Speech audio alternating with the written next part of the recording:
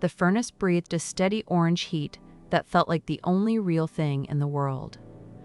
I held the blowpipe, turning it slowly and feeling the weight of the molten glass on the other end, a heavy liquid sun that wanted to drip back to the floor. The studio was my whole world, built from every dollar my father left me, and every wall held the echo of his belief that making something with your hands was a kind of truth. I worked the gather with a block of wet cherry wood, the steam hissing up around my hands as I shaped the foundation of the piece. This was where I was whole, where David Vaughn existed without question, covered in sweat and focused on the bright, living thing in front of me. Later, when the piece was cool, I showed it to Klaus. He was my mentor, an old man with hands like gnarled roots who had escaped East Germany with nothing but his skills. He ran a scarred finger over a curve of deep blue glass that swirled into a vibrant red. He tapped it lightly, the sound a clear, soft chime. "Glass holds a grudge, David." He looked at me with his pale eyes, his German accent still thick after 40 years in America. "You put one crack in it, even a tiny one, it remembers forever. You can try to hide it, melt it down, but the memory of the weakness is always there, waiting to break." My studio was everything I had, the sum of my inheritance and a decade of my life poured into a place where I could make things. Klaus had always been wary of my complete devotion to it, telling me that, in his old country, being good at something just made you a tool for the state, or a target for those who had less. He said, "Art can make you a target, always have a way out." I never understood what he meant by that, not really. My focus was on the work and on the small but growing reputation I was building in Seattle, a city that still seemed to care about craft. That night was the opening at a gallery downtown, a clean white space that felt a world away from the heat and grime of my hot shop. The air was cool and quiet, smelling of wine and perfume. Patrick Gowers was there, of course. He clapped me on the shoulder, his smile perfectly friendly while his eyes measured the room. He was a good technician. His pieces were flawless and clean, but they always felt empty to me, like they had nothing to say. "Big crowd tonight, Dave. They're finally seeing what we've known all along." His words were supportive, but I could feel the tension in his grip. We were always compared, always the two rising names in the local scene. A woman in a sharp black dress approached me later. She moved with a confidence that made other people create a path for her. "You're David Vaughn." It wasn't a question. "I am Sarah Jensen. I own a gallery in New York and Berlin." She looked at my piece on its pedestal, a work of swirling greens and ambers that had taken me a month to get right. "Your talent is immense, truly. It's raw, it has a heartbeat." "Thank you." "But it doesn't have a story," she continued, her gaze direct. "A marketable narrative. I once represented an artist like you, all instinct and fire." He was brilliant, but he couldn't handle the pressure of turning his life into a brand. He self-destructed. "It's a failure I still think about." I didn't know what to say. The art was the story. "I appreciate your honesty," I told her, "but I believe the work should speak for itself." She gave a small, professional smile that didn't reach her eyes. She saw my dismissal for what it was, a kind of naivete. As she walked away, her expression wasn't just disappointed. It was a look of thoughtful calculation, as if she had just confirmed something she already suspected about the world, and about me. A week later, I won the Pacific Northwest Glass Invitational. It was a local award, but it was the one that mattered here, the one Patrick had told everyone for months he was going to win. When they called my name, I saw his face in the crowd for just a second. The friendly mask was gone, replaced by something cold and empty. That was the last time I saw him as a rival. I smelled the smoke first. It was late, and I was driving back to the studio to check on a piece in the annealer. I saw the glow from 2 blocks away, a sick orange flicker against the night sky. A color I knew intimately but had never seen so wild and hungry. I ran the last block, my heart a cold stone in my chest. The roof was gone, and flames poured out of the windows, eating my life, my work, my past, and my future. Everything was burning. By the time the fire trucks arrived, it was just a shell. A police officer was asking me questions, his voice calm and procedural while my world was cinders. Another officer was walking around my pickup truck with a flashlight. The beam stopped, fixing on something in the truck bed. He leaned in closer. He straightened up and turned, his light now on my face, blinding me. He looked from the truck to me, and then he spoke to his partner. "I've got an accelerant can back here." He turned back to me, and his professional calm was gone. His eyes were hard. "Sir, I need you to stay right here." They arrested me that night. I made bail the next day, walking out into a world that now looked at me differently. I had no money for a real lawyer, not against the evidence they had. The insurance company wouldn't pay a dime while I was the primary suspect. I ended up in a dark bar, watching the local news on a television mounted to the wall. And then I saw him. Patrick Gowers stood in front of the blackened ruin of my studio, his face a mask of sorrow for the cameras. He spoke about the tragic loss, about the pressures of being an artist. He was being hailed as the new voice of the Seattle glass scene, the heir apparent now that his competition was gone. The narrative had been written. I was the failed artist who committed insurance fraud, and he was the solemn survivor. A court of law felt like a joke. Justice was not going to happen in a room with a judge. I clenched my fist around the beer glass I was holding, and the sharp crack was followed by a pain that was real and immediate. I looked down at my bleeding hand, at the shards of broken glass embedded in my palm. My grief was gone, burned away into something cold and solid. I knew then that I had to disappear. I had to make him feel exactly what I was feeling, the complete erasure of a life. 2 days later, I got a call. It was a lawyer I didn't know. He told me Klaus had passed away peacefully in his sleep. He said Klaus had left something for me. In his office, the lawyer gave me a small, heavy key to a safe deposit box. This was the way out Klaus had always talked about. Inside the bank vault, I opened the metal box. There was no inheritance, no sentimental objects. It was a prepared dossier. There was a clean passport under a different name, with a picture of me from 2 years ago that Klaus must have taken without my knowledge. There was seed money, stacks of euros and dollars and francs. And there was a single piece of paper with a name and an address in Berlin. It was a final gift from my mentor, a last act of pragmatic trust from a man who knew how cruel the world could be. I went back to my apartment, sold what little I had left, and emptied my bank account. David Vaughn, the artist suspected of arson, simply ceased to exist. On the plane to Germany, I watched the clouds slide by below, a white floor separating me from everything I had ever been. I opened a new passport. I looked at the name printed there, the name of a ghost, the name of a man who was going to build an empire on the ashes. Lars Holst.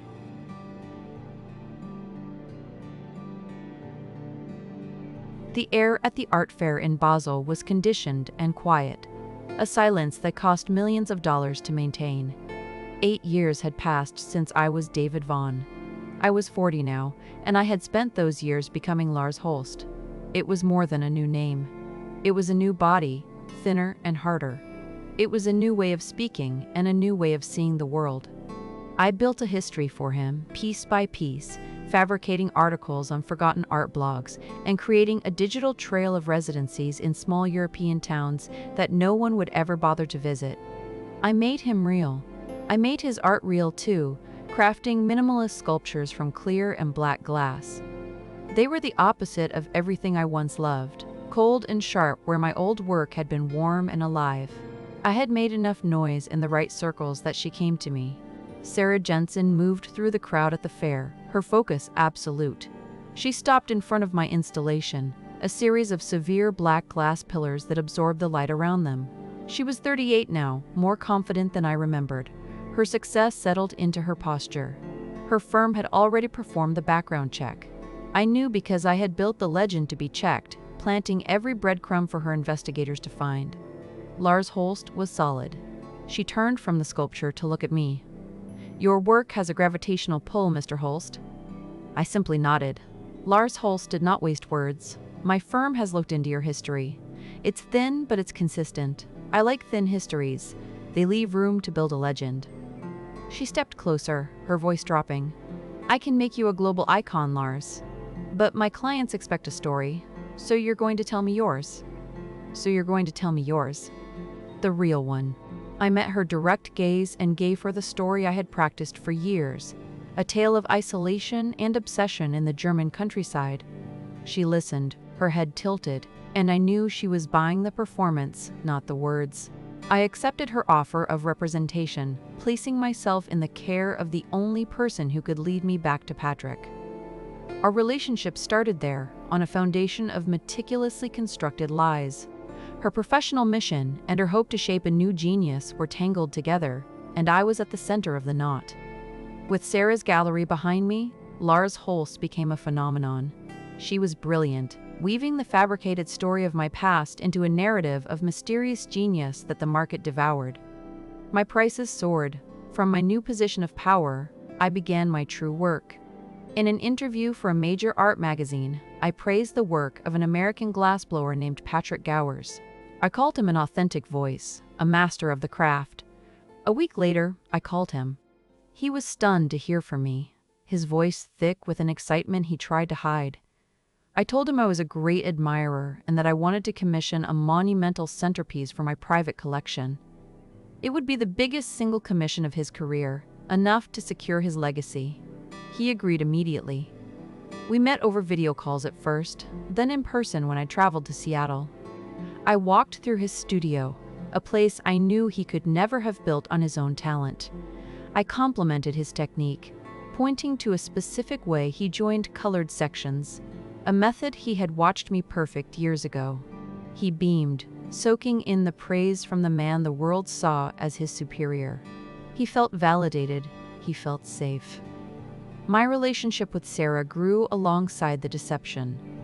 We spent long evenings in her New York apartment, talking about art and the business of it. I was falling for her sharp mind, and for the genuine passion she had beneath her pragmatic exterior. It was a complication I had not anticipated, a variable that threatened the cold precision of my plan. One night, after a quiet dinner, she walked me to the door of my apartment. She paused, her hand on my arm. She almost broke through the wall I had built around myself. "Someday," she said softly, "you'll trust me enough to tell me who you really are." She kissed me goodnight and left. I closed the door and stood in the dark, my face showing nothing because there was no one there to see it. The plan was working on Patrick, but Sarah's affection was a danger I had to manage every single moment. To celebrate the finalization of the commission, Patrick invited me to dinner at his home. It was a sprawling modern house on the water, a monument built with insurance money from a life he had destroyed. His success was everywhere, hanging on the walls in the form of his derivative, soulless art. His wife was there, a quiet, observant woman who looked at me with an unnerving intensity. Patrick poured expensive wine, his face flushed with triumph. He was expansive and arrogant, feeling himself to be in the company of an equal. He started talking about the old days in the Seattle scene, and he brought up another artist, a man who had also been a rival. Funny how things work out. Remember Marcus Thorne? God, he was talented. Then that electrical fire destroyed his studio, career over. Some people just have the worst luck. He paused and raised his glass to me, a conspiratorial gleam in his eyes. And some of us, he said, know how to make our own. The veiled confession settled in the air between us. It was all I needed. I returned to my hotel late that night, the chilling clarity of his words echoing in my mind. On the pillow of my bed was a single, perfect glass flower, a deep, vibrant blue. Sarah had left it for me. A note beside it had only a few words. "I'm falling for the man, not the myth." I held the proof of my enemy's evil in my memory and a token of a pure love in my hand, and I knew that both of them could destroy me. The pressure began to build from two directions. Patrick's wife had been an admirer of David Vaughn's work years ago. My presence unsettled her. Patrick told me about it on a call, laughing it off, but his voice was tight. He said she had been looking at my minimalist sculptures online. "She said the strangest thing to me last night," Patrick said. "She told me, 'It's strange. This Lars Holst, his work is so controlled.' But underneath, I feel the same soul that was in David Vaughn's pieces. It's like a ghost of him, screaming to get out." His words planted a seed of terror in him. I could hear it. He started watching me differently during our calls, a flicker of something dark behind his eyes. At the same time, Sarah began to push for more. She wanted a real relationship, and that meant knowing my past in detail, not just the broad strokes of the legend she sold. She asked about my family, my childhood, the schools I attended. Each question required a new layer of lies, and the effort of maintaining them created a distance between us. She sensed me pulling away, hiding something fundamental, and it hurt her. The first real cracks were appearing in our relationship. The two threats detonated at once. Patrick's wife must have convinced him. He must have looked at me, at my work, and finally seen the ghost she had described. He saw the truth. At that same time, Sarah decided to take matters into her own hands. Wanting to deepen the official story for a new catalog, she flew to Germany. She planned to surprise me with some personal anecdote she could find by visiting the small art academy where I had claimed a residency years ago. They had no record of Lars Holst. She did not call. She waited until she was back in New York. She came to my studio. Her face was cold, her posture rigid. All the warmth was gone, replaced by a professional fury that was more terrifying than any shouting. I sell stories, Lars. If the story is a fraud, the art is worthless, and so are you. She looked at me, and I could see her heart breaking behind the anger. We're done. She terminated our professional and our personal relationship in those two words. She turned and walked out, the heavy studio door closing with a solid finality. I stood alone, surrounded by the cold glass sculptures that had brought me so close to my goal. As the silence settled, my phone buzzed on a nearby table. I picked it up. It was a text from an unknown number. I know who you are.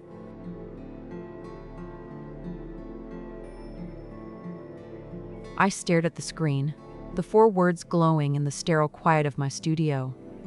The message was a blade, and it had severed the last thread connecting me to the world I had built. Sarah was gone, and Patrick knew. The game was over. My meticulous 8-year construction had collapsed into a single, damning text message. I was alone, surrounded by the cold, angular art of Lars Holst. Each piece was a monument to a lie, a carefully shaped block of glass that held no light and offered no warmth. They were cages, and I had built them for myself. I walked to the window and looked out at the Berlin night. The city was a web of distant lights, each one a life I could not touch. I pulled out my phone and scrolled through the thousands of pictures I had taken as Lars, images of galleries and collectors, and the severe, empty sculptures he created. Tucked away in a hidden folder was a single image from another life. It was a photograph of a vase I had made as David Vaughn, a swirling vortex of cobalt blue and sunset orange. The glass seemed to move, to breathe, and I remembered the joy of its creation, the feeling of the furnace's heat on my face. That man believed the truth was in the work. He was a fool, a happy fool. My long revenge had burned away everything, leaving me with a new name and an old anger. I realized then that destroying Patrick was not enough. It was never enough. I did not want him to burn. I wanted to live. I wanted to be the man who could create something so full of life, not the man who created these elegant tombs.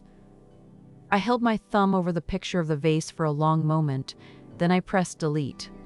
The photo vanished, and with it, the last ghost of my past. I took a breath and dialed a number I knew by heart. I made one call to Sarah. She answered on the second ring, her voice flat and professional. "You were right to leave," I told her. "My story is a lie." There was a silence on the line, a space where she waited for me to say more, but I did not fill it. "Come to the unveiling of Patrick's sculpture tomorrow night. I will give you the true one." I hung up before she could respond. I walked from the pristine white space of the studio into the attached hot shop. The workshop was dark, a place of tools and raw materials. I turned a valve on the main furnace, and a deep roar filled the room, the sound of a sleeping giant waking.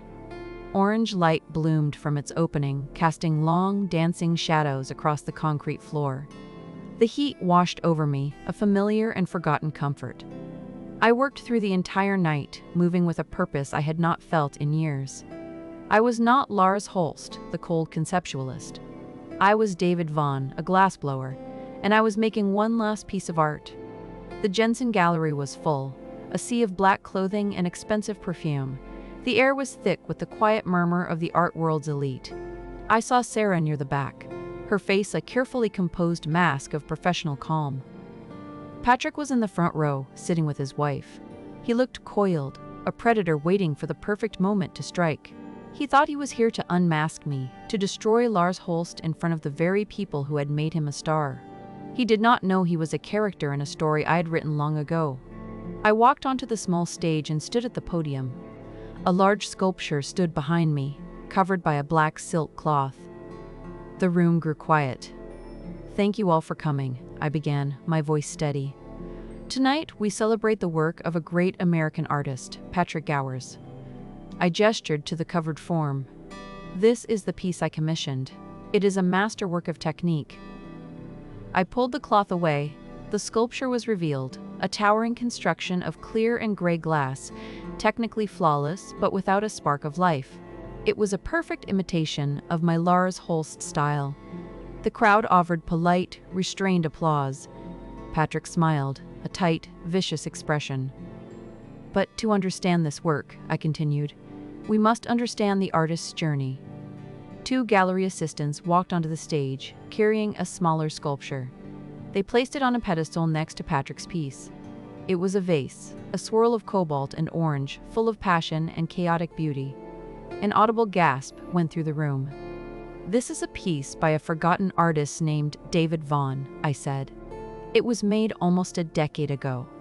It was one of the last things he created before his studio burned to the ground. A piece my old mentor saved from the ruin." The silence in the room was absolute. Side by side, the two sculptures told a story of theft. Patrick's piece was a hollow echo of the soul in the vase, a ghost trying to remember what it was to be alive. His wife stared at the two pieces, her face pale with a terrible understanding. Patrick's confident smile had vanished. An artist's voice is unique. It can be imitated, but it cannot be stolen. The assistants brought out a third sculpture and placed it on the other side of Patrick's work. It was the piece I had made the night before. It was a phoenix, its wings outstretched, crafted from a glass so vibrant it seemed to burn with its own internal fire. It was the culmination of all my skill, all my pain, and all my hope. It was a resurrection. The crowd stared, speechless. The three sculptures formed a timeline, a confession written in glass: theft, imitation, and finally, authentic genius. I looked at Patrick. His face was slack with shock, his empire of lies crumbling around him in the silent, judgmental gallery. Then I turned to the audience. "My name," I said into the microphone, "is David Vaughn." I did not look at anyone else. My eyes found Sarah at the back of the room. Her professional mask was gone, replaced by a wave of shock, then a dawning, soul-crushing devastation as she understood. Every dinner, every conversation, every intimate moment we had shared was not part of a relationship. It was a weapon. I had won. I had taken back my name, and, in the process, I had proven to the only woman I loved that I was a complete and calculated fraud. 6 months later, I was back in Seattle. The media frenzy had passed. Patrick Gowers was a footnote, a cautionary tale about fraud and envy. I was in a small new studio, a modest workshop that was nothing more than a place to work. I was shaping a piece of molten glass on the end of a long pipe, my movements slow and deliberate. I was a craftsman again, not a star, and the simple act of creation was enough. The studio door opened, and Sarah stood there. She was dressed simply, her hair pulled back. She said nothing. She just watched me, the man at work, not the brand or the myth she had sold. I saw her, and with a quiet turn of a valve, I shut off the furnace. The deafening roar of the flame died, replaced by an expectant silence that filled the small room.